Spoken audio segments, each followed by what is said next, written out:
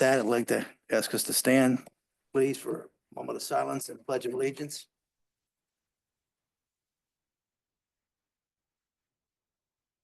Pledge. Pledge allegiance to the flag, of the United States of America, and to the republic for which it stands, one nation, under God, indivisible, with liberty and justice for all.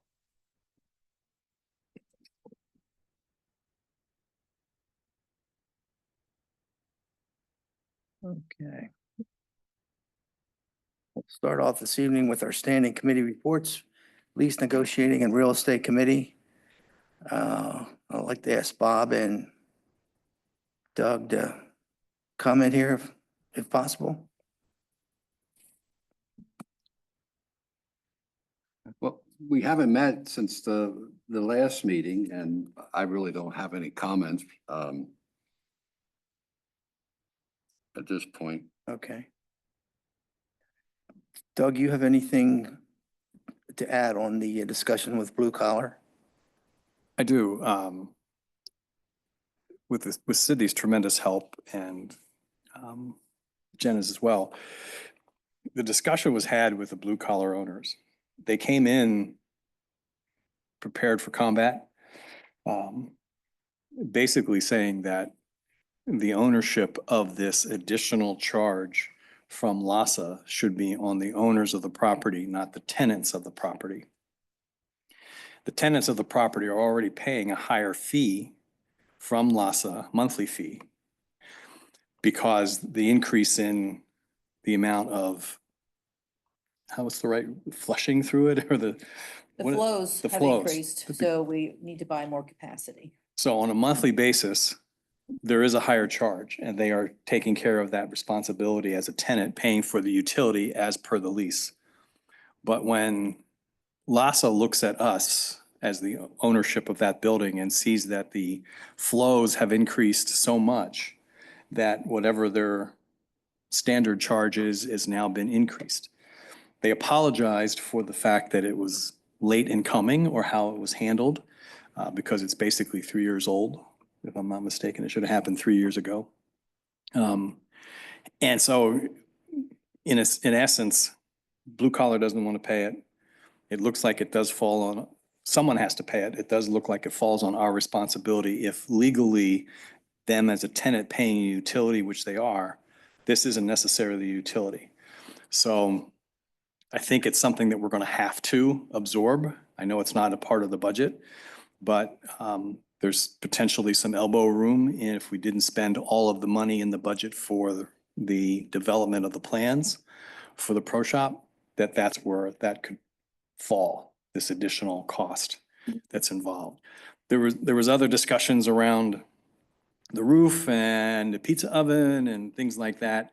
I do believe that if we could get some definitive response to say that leak, that hole in the roof produced the leak that was in the hallway, they're going to come back and tell us, well, they fixed the hallway, they fixed the damage that was inside the building. We're going to be responsible for the damage on top of the roof. Does that sound right, Cindy? Well, if we force them to pay for the roof repairs, they will probably point out to us that they fully covered the hallway repairs, which were not related to the last roof leaks. The last roof leaks were actually in the kitchen area. Well,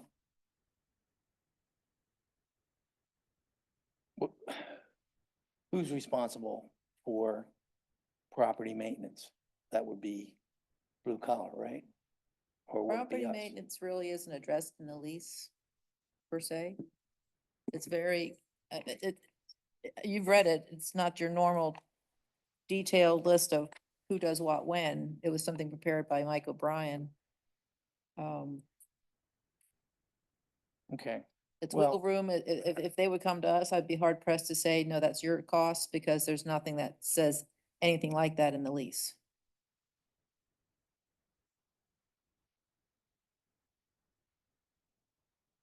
as far as the EDUs are concerned now, moving forward, they're responsible for payment of whatever they're using now, correct?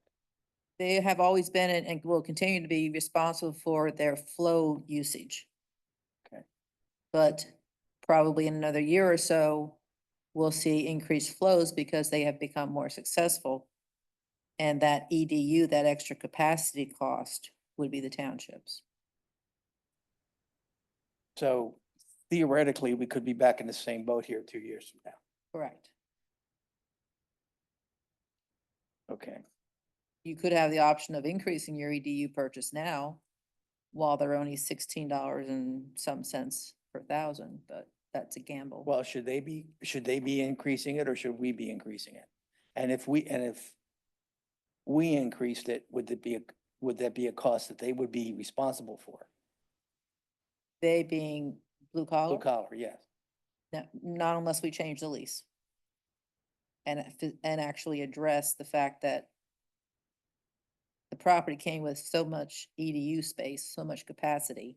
You've exceeded that, therefore, according to the lease, you're responsible for. It doesn't say that.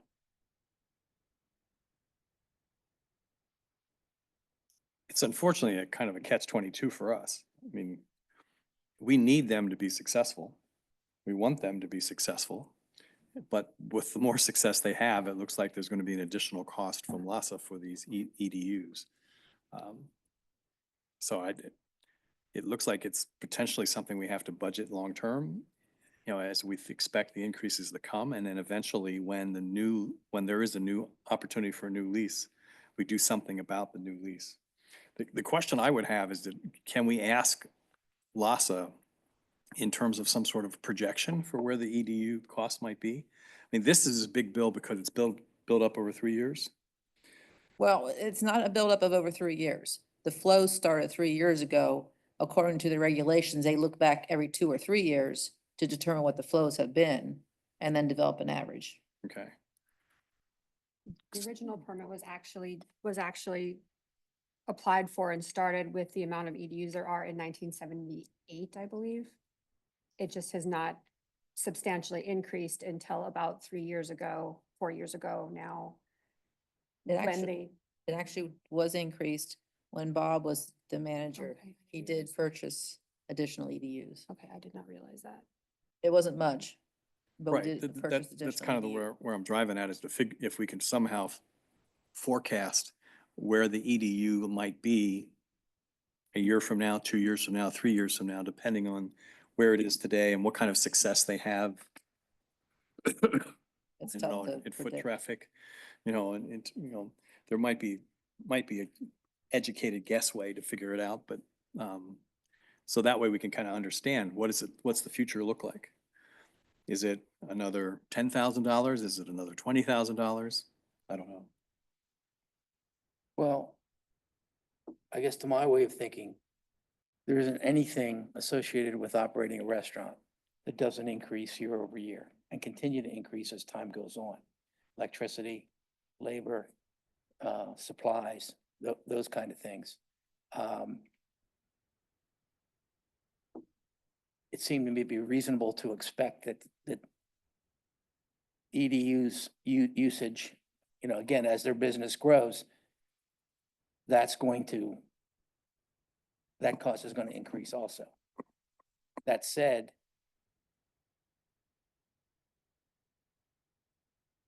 we've got to determine whether any increase is going to be on them or it's something that we're going to have to absorb. As far as this is concerned, you know, for me, let's get this off our plate. We have the money to pay it and put that behind us. That's just my opinion, my personal opinion at this point. But more importantly, we got to be able to say how we're going to deal with this item in the future, I think.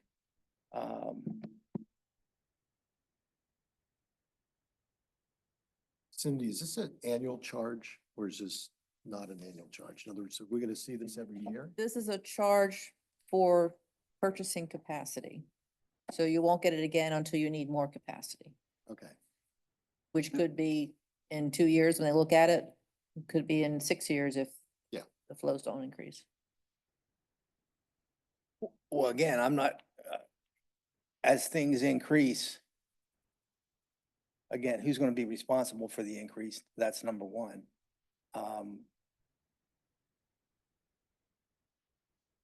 And I would, what we want to avoid is a look back like we had here, where we operated for a number of years at the lower capacity, and then all of a sudden we get hit with a higher bill.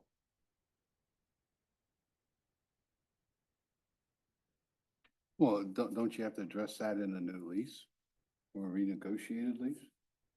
Well, I guess that would be we'll have an option in 10 years to change the lease after 10 years. It's an extension of the lease. Well, there's an extension, but You would have to with renegotiate. the extension, we would have an opportunity to change some terms of the lease that we found necessary. Not sure of that. If it was mutual on both sides. If they said, no, we don't want to open the lease, but we want to increase it for another 10 years, we would say, no, we will increase it for 10 years, but we're gonna make some changes. I mean, Well, they have a 10-year add-on now, right? yes, And that 10-year add-on has additional costs as well, right? right. Yeah, so it's Those it's are already pretty much, established. that's what it is. Yeah. But it also doesn't address this particular issue. Correct. But you'd have to renegotiate the entire lease, because I think the lease stands as it is right now. I read through it, and I agree with what Dave said. I don't think we have grounds, we need just to pay the EDUs and Yeah. move on, you know? You know, the other thing is usually restaurant businesses is based on the number of tables. I attend there once in a while, I eat there once in a while. And, they're usually pretty crowded.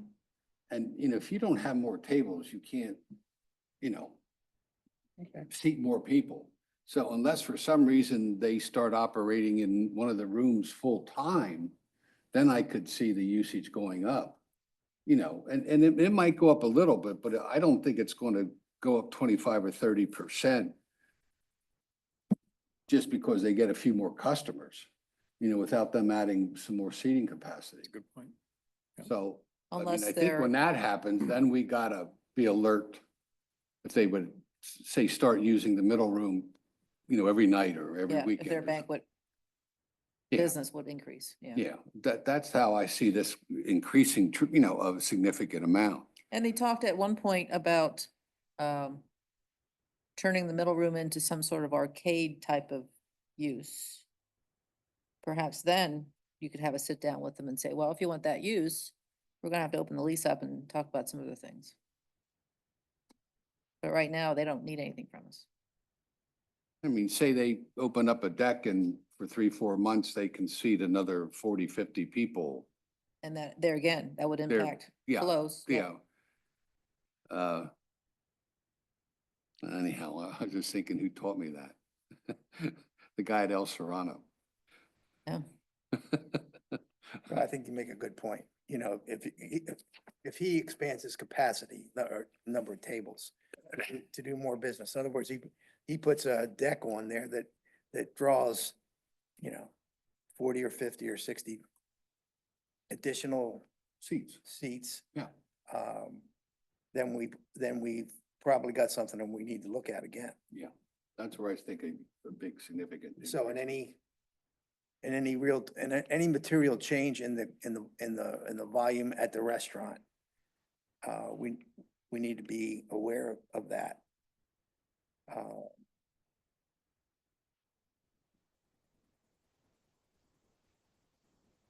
Okay, and anything else No. on this? No. All right. So with that, we'll need a motion to pay this outstanding LASSA bill. It's actually on your bill list. You can just approve the bill list. It is? Okay. So we'll just pay it and move forward.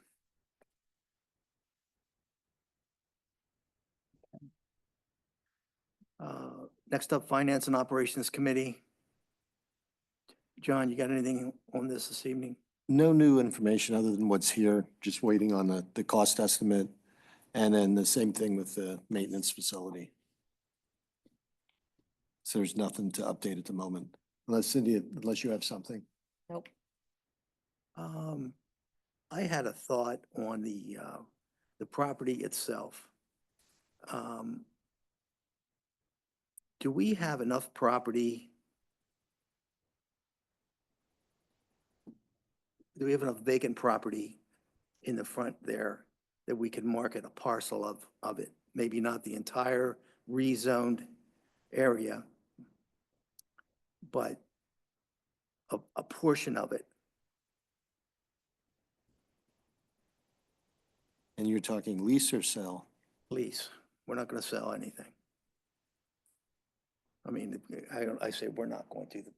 The board isn't going to, Board of Supervisors is not inclined to sell any of the land out there. But I'm just saying, right now we have a rectangle. Could you draw a line down the middle of that rectangle? And on the east side of the rectangle would be the maintenance shed, and on the. Yes.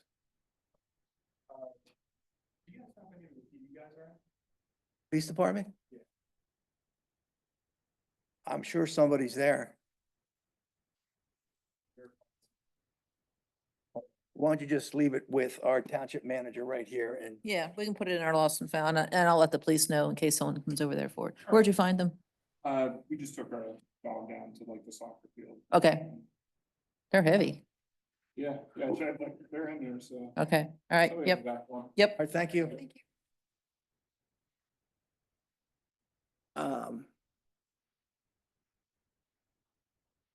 So we'd actually would have two parcels of the property. And maybe we could begin to market the one a little sooner than we market the other.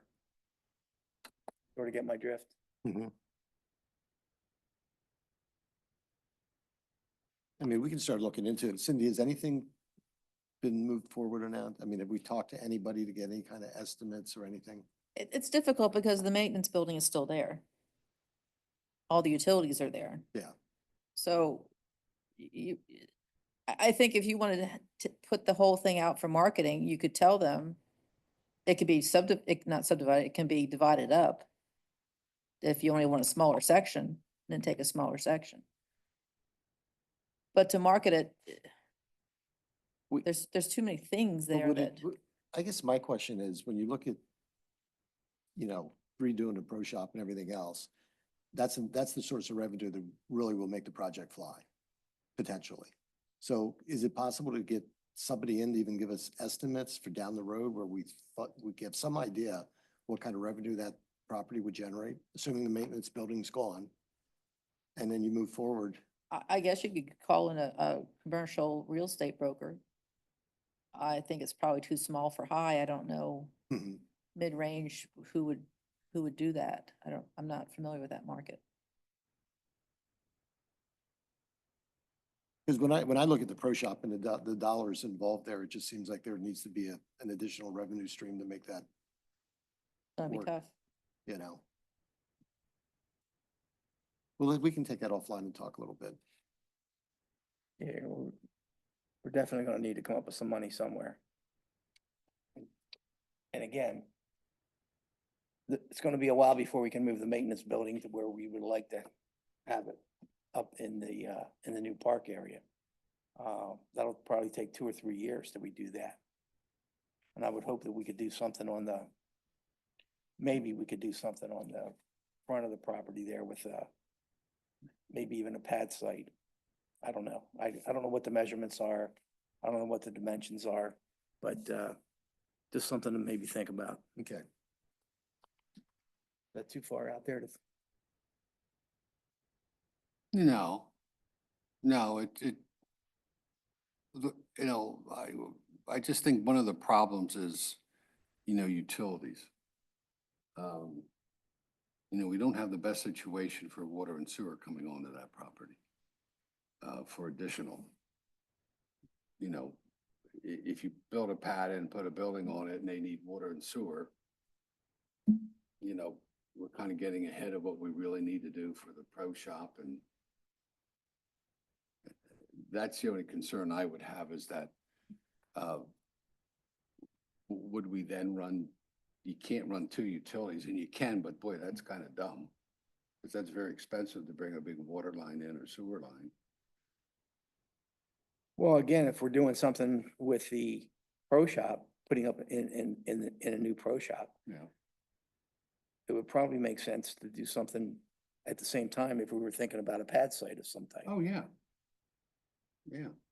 I'm just saying, but then it depends where the pad is. Is it close proximity to the pro shop, or is it the other side?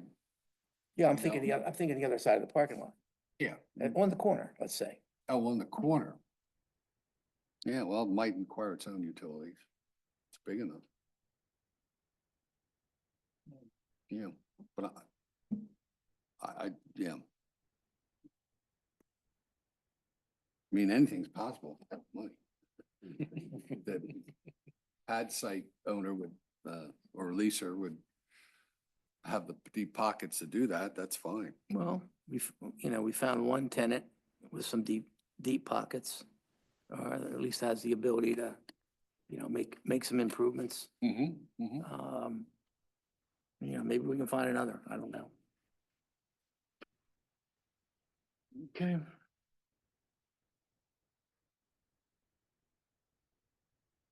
So is that it on the barn and pro shop? Mm-hmm. Okay. Nothing really new in the maintenance facility. We're just gonna wait around for the governor and the RACP funding round.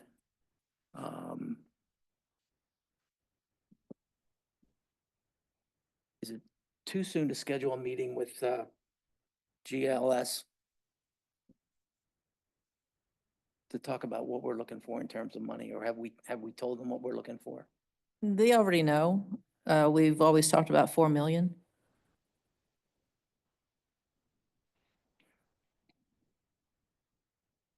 And based on the survey that was submitted to them, so they understand what the project is, they have plot plans.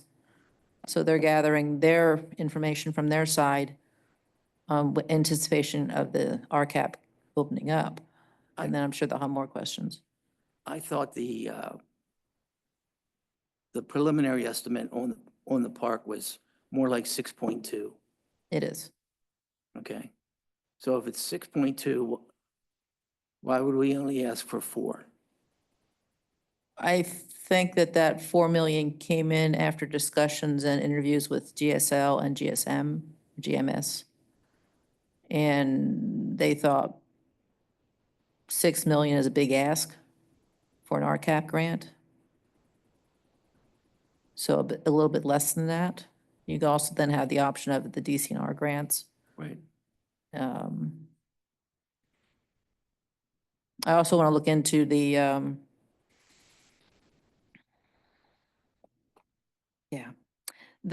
Bob, the loan we use for the salt shed, Oh, PIB loan. Piblin, yeah. Yes, look in That's that. the So, Infrastructure bank. yeah, it's a small, low interest rate loan that might suit well for the maintenance building. Okay. Well, there's lots of ways to go after it at the end of the day. I just, potentially of the 4 million, we have, I'm thinking at least half of that almost going into moving the maintenance shed. Maybe it's not half, but it's gonna take up a big piece of that. And I'm concerned there won't be much left for the park. But to your point, I guess we can go another route on the financing. And if HYA follows through on their plan, they intend to install a baseball field every year. So they could potentially put in baseball fields under their costs as opposed to our cost, which would then significantly reduce that 6.2 million. Okay. Could we have the names of the people that are working on our behalf? Our point of contact with GLS, Sure, I can send that over. just for everybody's.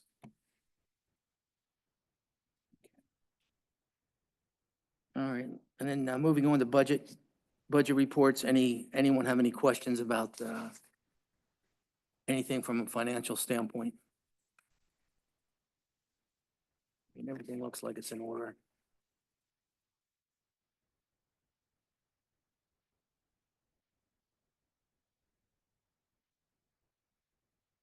I have no questions. I have no questions. And of course, those aren't for September, they're actually for March. Or what? Those aren't, reports are not for September, they're for March.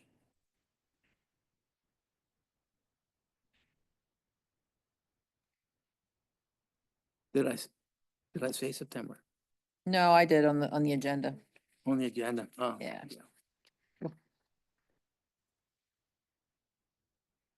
Okay. Um,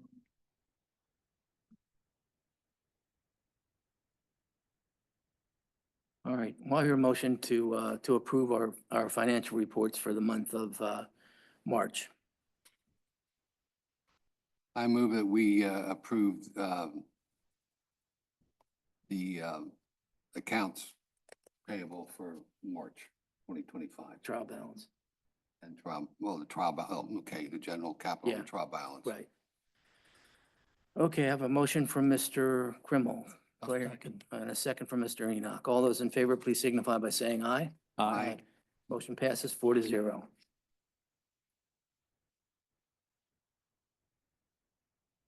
And that includes the cash requirements. Okay, next up,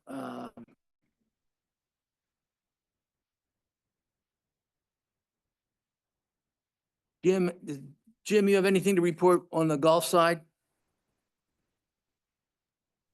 No, we're just cranking in the season. Don and his team are doing a great job as usual with the course conditions.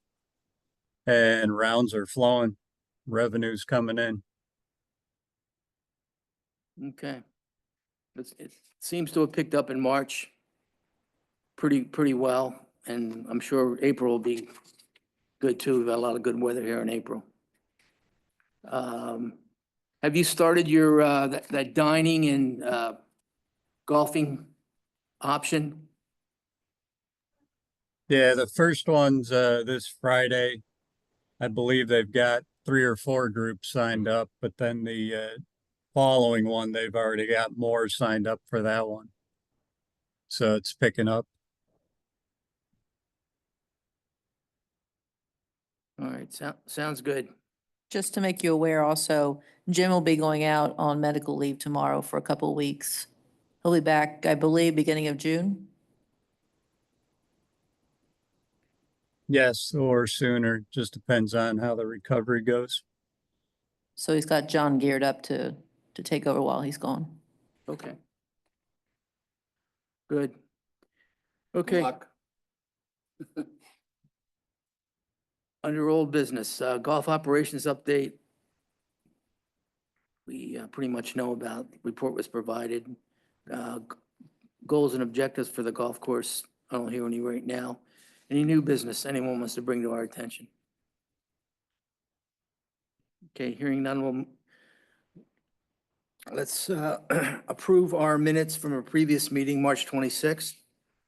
Anyone have any edits or adjustments to the minutes? Hearing none, I'll hear a motion to approve those minutes. Motion to approve the minutes of March 26th. Okay, a motion from 2025. Mr. Rhodes, so I hear a second. Second. Second from Mr. Krimmel. Motion from Mr. Rhodes, second from Mr. Krimmel to approve our minutes for March 26th, right. All those in favor, please signify by saying aye. Aye. Motion passes 4-0. All right. Any public comment out there? It's all staff. All staff? Okay. No public comment, hearing none. then we'll have nothing more to do here than adjourn the meeting at 7:30.